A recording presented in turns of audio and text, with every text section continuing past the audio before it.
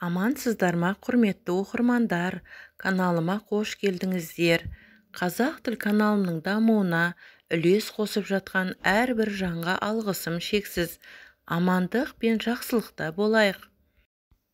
Адам дүниеге келгенде тәкаппар болып туылмайды.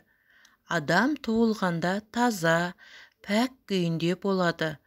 Тәкаппарлық адам баласына жолдан жабысатын мінез.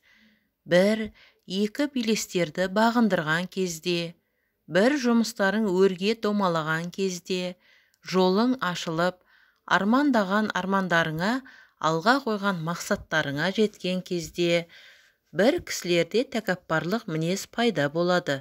Бәріне өзім жеттім, өз қолымды өз аузыма өзім жеткіздім деп көкірегін ұра бастайды. Негізінде олай емес екенін, Алланың берген бағы, сыйы, несібесі екенін ұмыт қалдырады. Қапаланба, ешкімге істеген ісі үшін ашуланушы болма. Керісінше, саған опасыздық жасағандарға рахметіңді айт. Олар саған адал болуды үйретті. Өтірікшілерге де алғыс айт.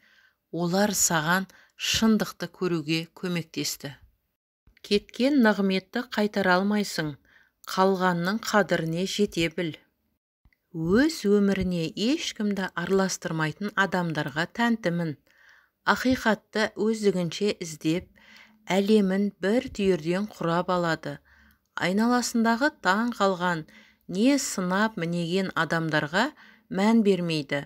Мұндай жандар 8 қырлы бір сырлы. Әр адамға ниеті түзу, көңілі саф, бірақ жабық есікті қағатын әдеті жоқ. Жүрегін тыңдап өмір сүреді. Оларды сыртынан, есінен адасқандар деп жатады.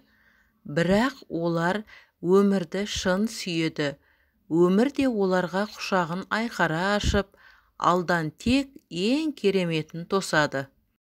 Баланы ең әуелі мейір шапағатқа, одан соң ақыл парасатқа, ақырында нағыз пайдалы ғылымға, еңбекке баулу.